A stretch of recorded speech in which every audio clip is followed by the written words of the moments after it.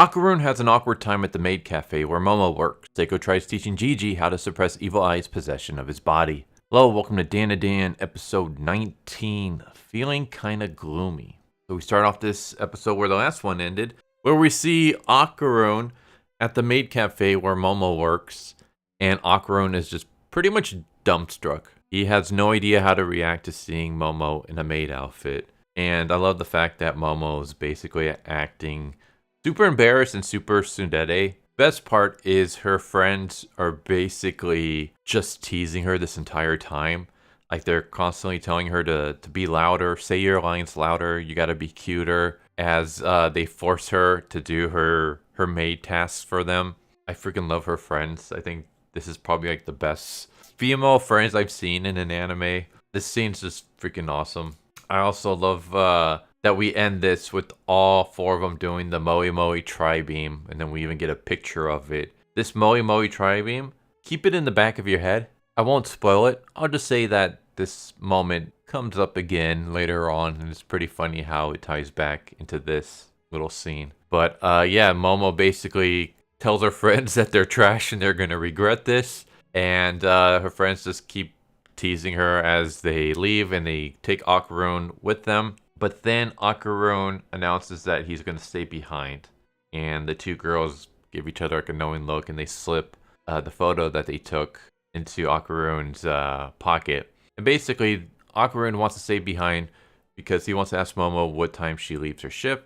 She says 10 o'clock, and he says he'll wait for her because it's too dangerous for a girl to go home alone at night. And Momo just says, you don't have to do that, it's going to be too long. And, you know I can take care of myself. Okarun just kind of awkwardly leaves. And then we get this cool little montage where we just get to see Momo. And Momo is constantly looking at the clock. And at first it seems like she just wants her job to end. But you'll see later on that there's actually another reason for it. But yeah, we just get Momo. She is at first kind of going along with the job. And we see her like she's doing all her tasks. She's pouring everything correctly. She's doing the Momo tri-beam. She's doing her job the way it's supposed to be done. But the more time passes, the longer she stares at the clock, the more she just starts not wanting to be here. Like we see her just getting more and more and more. I guess you could say the tsundere act, but we see that she's just more and more and more not wanting to be here whatsoever. Her expression goes from like cutesy to just like kill me now. And we just have her leaving. And I just want to bring up this image real quick because I see you. I see you hiding away over there in the top left corner. The SSSD. Obviously, this is a nod to Ultraman and the Science Special Search Party, the SSSP. The logo is even basically the same. So yeah, here you go. This is another Ultraman reference, which makes me kind of want to go back and see if every episode has an Ultraman reference hidden in there somewhere. Because there's been a bunch of references to Ultraman within this series. Whether it be the way the opening was done in Season 1, or some of the poses. Like there was one pose where Momo basically did the Ultraman Spacium Beam stance. But yeah, I just kind of wanted to point that out. I thought that was kind of cool. But we see Momo, she steps out, and she's looking around. She looks left, she looks right, she doesn't see anybody. And this is what I meant when I said that you can tell that she wants she keeps looking at the clock because she wants the job to end, but it's also because she wants to see Okarun. And she looks around, she's expecting Okarun to be there. And when she doesn't see him, you can see like she gets kind of upset. Not in an angry way, but kind of like in a sad way, because she was hoping that despite her telling him, I can take care of myself and you don't have to wait up for me, she was still hoping that he would have waited for her. But as soon as she turns around, she sees Okarun running towards her, and Okarun basically says, are you done with your shift? So even though he didn't wait right there for her the entire time, he did come back as soon as he realized that her shift was about to end, because again, he doesn't want her to walk home by herself. And we have this moment where he reaches out to grab her hand, to like hold her hand while they walk home, but then he stops because he doesn't know how she's going to react to that. So he just kind of puts his hand back and dangles it at his side. And then Momo is the one that reaches out and grabs his hand and says, you know, since it's kind of cold out. but obviously you can see the expression on her face. So yeah, we get more Okarun Momo ship teasing going on in this episode. And I love the fact that we cut from this kind of like sweet, wholesome moment to immediately Ira's gremlin face as she's sucking down boba tea. I just love this expression on her face. I was laughing when I saw it. Ira's awesome. I know there are people out there who like dislike her. I'm hoping you'll change your mind the more that you see of her, because I was a little bit like that too when I was reading the manga. Ira's a character that will definitely grow on you though. Like she really comes into herself the more the chapters go on, especially during the well, I'm not going to spoil it, but there's a specific arc where she really steps up. But I just love this like little gremlin face that she has. But basically, she's watching as Seiko is trying to teach Jiji how to have control over the evil eye. So we have Manjiro, and he's trying to push Jiji over, but Jiji isn't budging, and it's a callback to the previous episode where we saw like Momo was able to do that. So Seiko's like, all right, let's try it. We're gonna throw some soy sauce on you, and we'll see what happens. So they dump soy sauce on him, and we see him slowly starting to transform into the evil eye. But surprisingly, he's able to hold it back.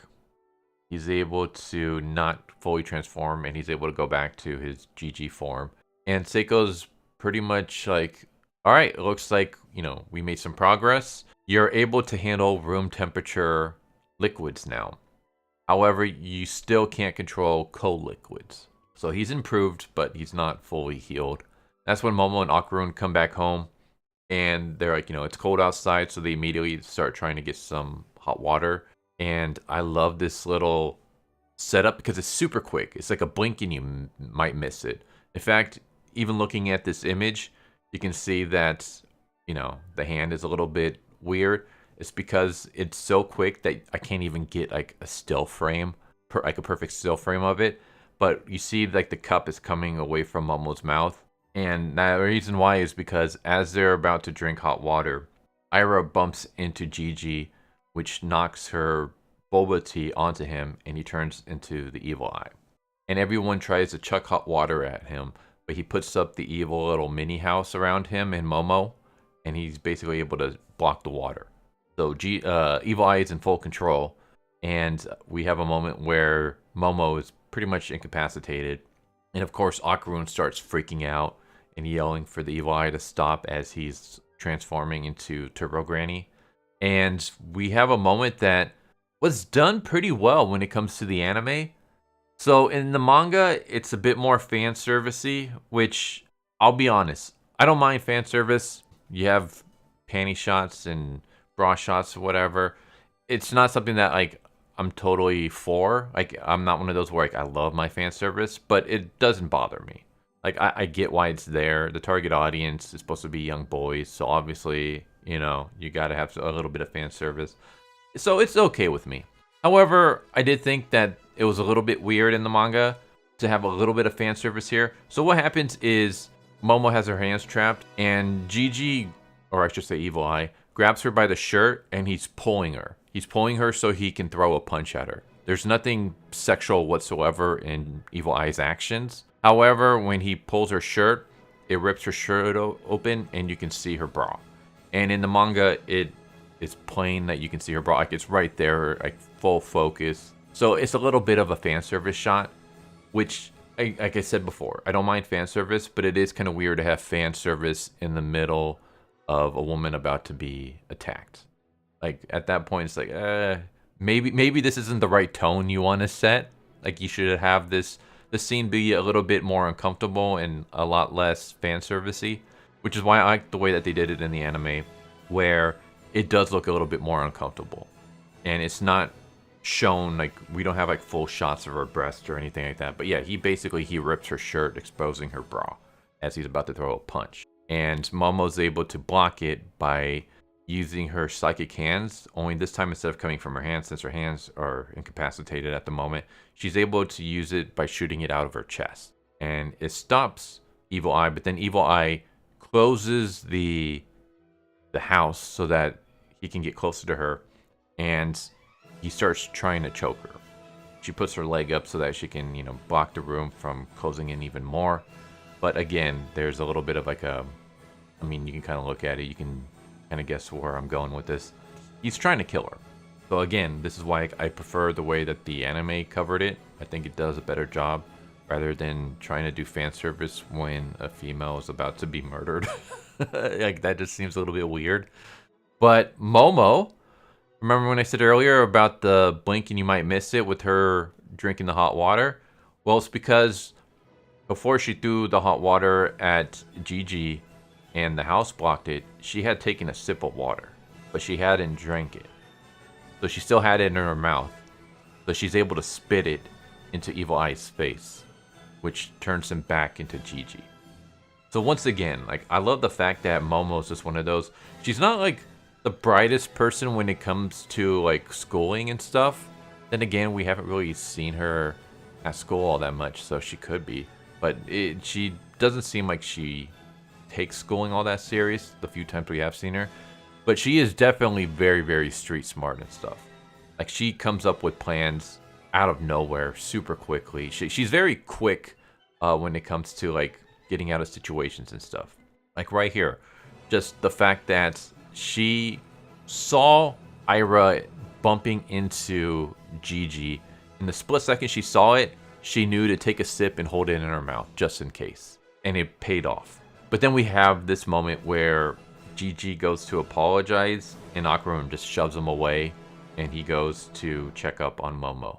This is a very important scene because it's going to affect the relationship. Jiji just watches Okarun pretty much checking up on Momo. Seiko tries to tell him it's not his fault. I will call Seiko out on this. It is. Yeah, it's not your fault that you bumped into Ira. I mean, you could pass some of the blame on Ira too, I guess. But it is your fault that you still have the evil eye. You could have gotten rid of it, but you felt bad for its backstory, and so you decided to keep it, despite the fact that it's called the evil eye for a reason. Yeah, its backstory is sad and tragic, but it's still evil. Like, I don't know, it just reminds me of, like, we have real world villains. Like, there are people out there that do a lot of heinous crimes, and a lot of them have sad backstories. Like Charles Manson, for example. I think he's an evil dude. I'm glad he's locked away. But if you look at his backstory, it's kind of sad. Like, the things that he went through, like, he went through a lot of horrifying things. Same with some other serial killers. Like, they usually have tragic backstories. They usually grew up in, like, just terrible, abusive families and stuff like that. That doesn't mean that they should be let free and things like that. That's kind of how I feel about the Evil Eye. Was the backstory for the Evil Eye sad and tragic? Yes. Do I think that Evil Eye should still have been exorcised? Yes. So this is Gigi's fault. So Ira was right in the previous episode where she says, you're putting us in danger and you're forcing us to basically have to take care of you 24/7 just because you feel bad for an evil spirit. Like, yeah, she's right, because now look at this. If it wasn't for Momo's quick thinking, Momo would have been dead because Seiko wasn't able to break the house. Okarun wasn't able to break through. No one was able to get in. And Momo, her psychic hand wouldn't have been able to prevent Evil Eye from choking her out. So Momo is only alive because she was smart enough to take a gulp of hot water and not swallow it once she saw Ira and Jiji coming her way. Otherwise, she would have been dead. But Ira still apologizes anyways. She says that she's sorry for what happened, that she'll try to be more careful. And Momo just kind of brushes it off. Not in a mean way, but just in a, like, don't beat yourself up about it. It's not your fault. Things happen. And then we cut to Okarun and Jiji. And now instead of them, helping each other out and stuff, like in the previous episode, where we had Jiji go to use a bathroom, and then Okarun goes and follows him to make sure everything's okay, and to make sure that the water he washes his hands with are hot and stuff. Now we have the opposite, where they're not even being able to face each other.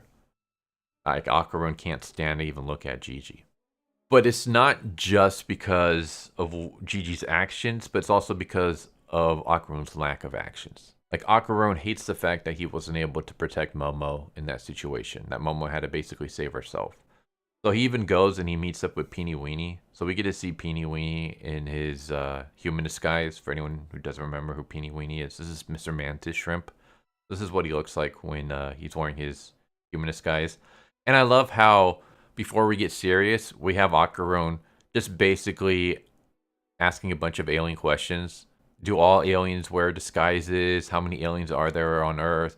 Because, I mean, this is a kid who grew up being fascinated with the paranormal and stuff and spending countless days on rooftops trying to communicate with aliens so he can make friends.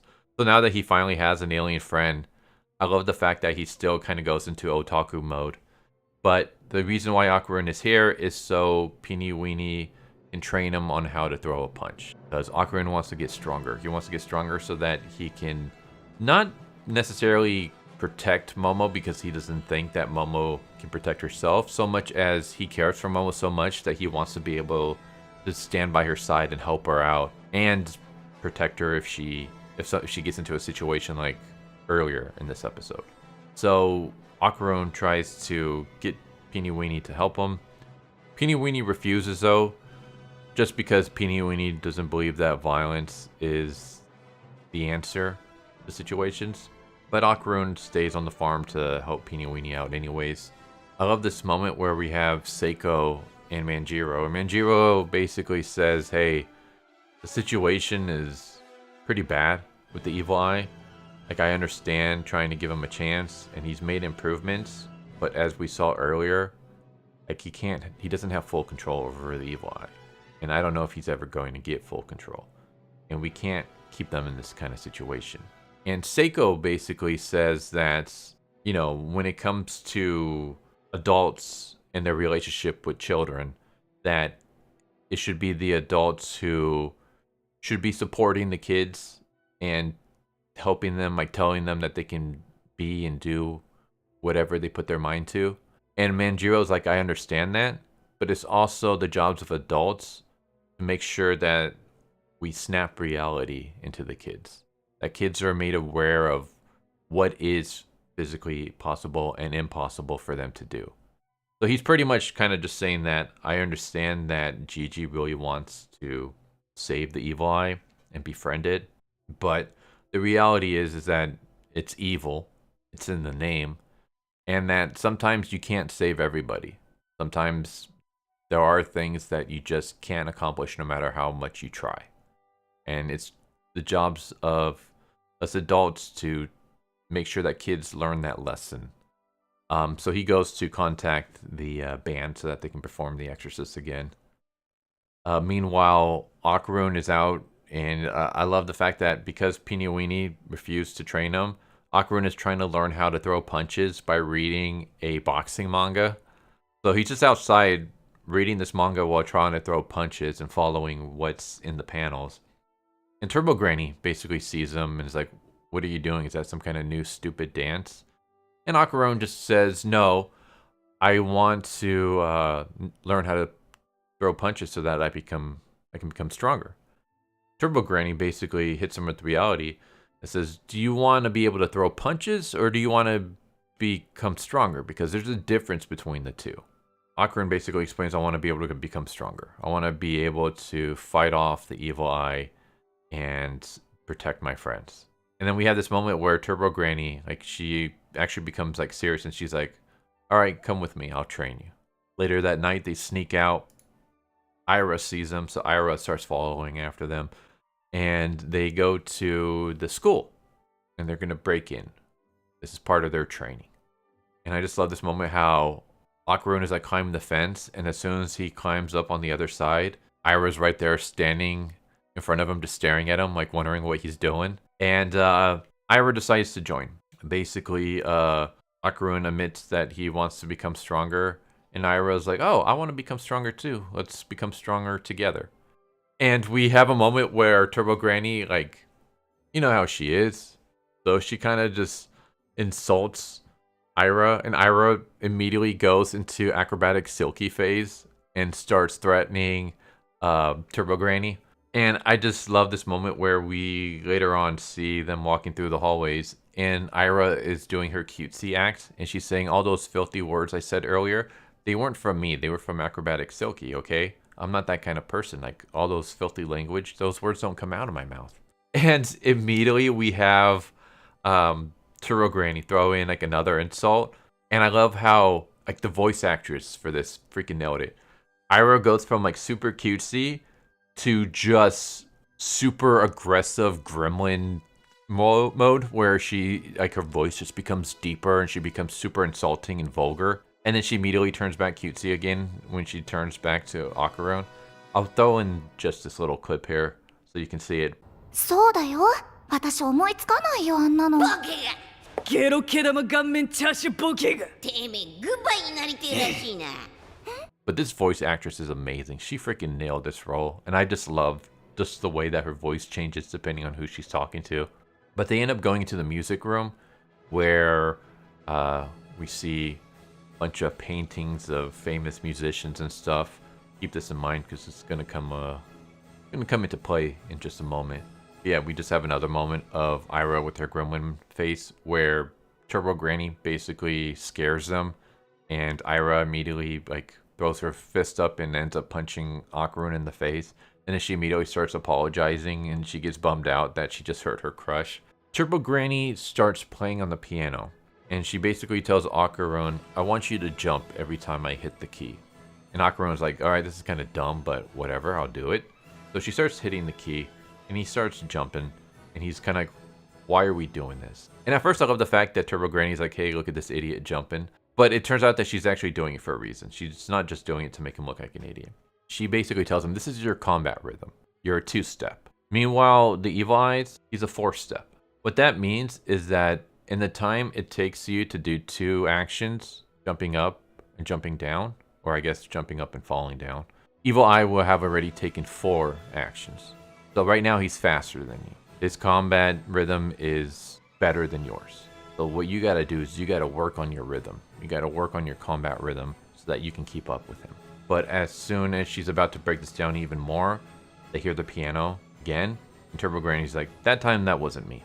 And they look and they see one of the paintings has come to life. And he's just staring daggers at Iroh and Okarun, and he starts playing a beat. And as he does, the rest of the paintings come to life. And this is the final shot that we see before we go into the end credits. And yeah, we're basically going to be setting up for Iroh and Okarun taking on the musical paintings, which is a crazy, crazy fight.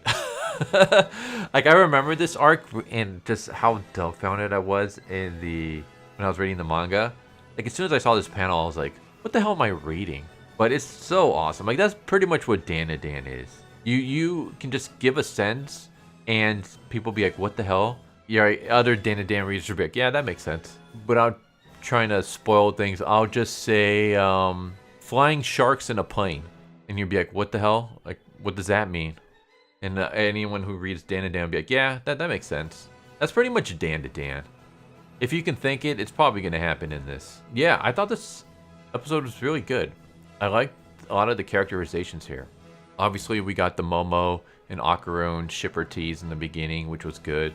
But we also got to see like the way her friends are trying to push Okarun and Momo together. I like that. I like the fact that her friends are like, they realize how good Okarun is for Momo, and so they're trying to make that relationship happen, especially since they know Momo's too embarrassed to be the first one to, I guess, say their feelings, even though Momo has been the one to kind of show it through her actions, where, like, you know, in the previous episode we had her fondling his hand, and in this one we had her grabbing his hand and holding it as they walked home together. But we also got to see that Okarun, like, how much he cares for Momo, and the fact that he remembered what time she gets off her shift and made his way all the way back into the city just so he can walk her home. We have Jiji, and we have him trying to struggle with the Evil Eye. We see his reaction to realizing he almost killed one of his friends, and just like the kind of fallout that we have between Okarun and Jiji. We also see that Okarun's anger towards Jiji isn't so much at Jiji so much as it is at himself for not being able to do anything to help Momo at that moment. So we see him, rather than just being depressed about it, we see him actually trying to take action, where he's trying to get help from people to train him to become stronger. So I like that. I freaking love Iroh. Iroh is one of my favorite characters in this series, and I just love how she switches from cutesy to gremlin mode at the drop of a dime. So yeah, I'm looking forward to what the next episode is going to bring, especially with the battle scene we're going to get between Okarun and Ira and the musical portrait group. This was awesome. I love this. And that kind of seems to be my reaction to every single episode. And I'm not trying to be like biased. Like, I love Dandadan. Dandadan is one of my favorite manga series of all time. And I'm trying to go in each episode like, I mean, there's going to be bias, but I'm trying to go in like critically. Like, if an episode is bad, I'll say it's bad. I've done that before, like with comic books and stuff, where there's a series that I really enjoy, but if a bad issue comes out, I'll tell you if it's bad. But so far, there has not really been a bad Dandadan episode. Even like the weakest episode would still be like a 7 out of 10. It would still be awesome, in my opinion. Like, I still enjoyed it. There's not one episode that I haven't liked. There's not one moment that they've adapted that I thought they did poorly. In fact, most of the times I even think that they took the scenes from the manga and kind of did a better job of it. So I think Siren Saru has just been knocking it out of the park so far. They've done nothing so far that has made me upset or dislike anything that they've done. Like, it's been a perfect series so far, in my opinion. And this episode is no different. So yeah, there you go. There's Dandadan episode 19, feeling kind of gloomy. For anyone who wants to know what chapters this covers like the end of chapter 54. It covers all of 55, 56, and most of 57. So if you want to jump into the manga right after this episode, read chapter 57, just go from there. But there you go. I hope you enjoyed the video, and I hope to see you next time. Take care. Later. Thank you for watching my video. I hope you enjoyed it. If you didn't, I still want to thank you for watching it this far, and I hope the next one is more to your liking. With that said, thank you once again, and I hope you guys and gals have a good one. Later.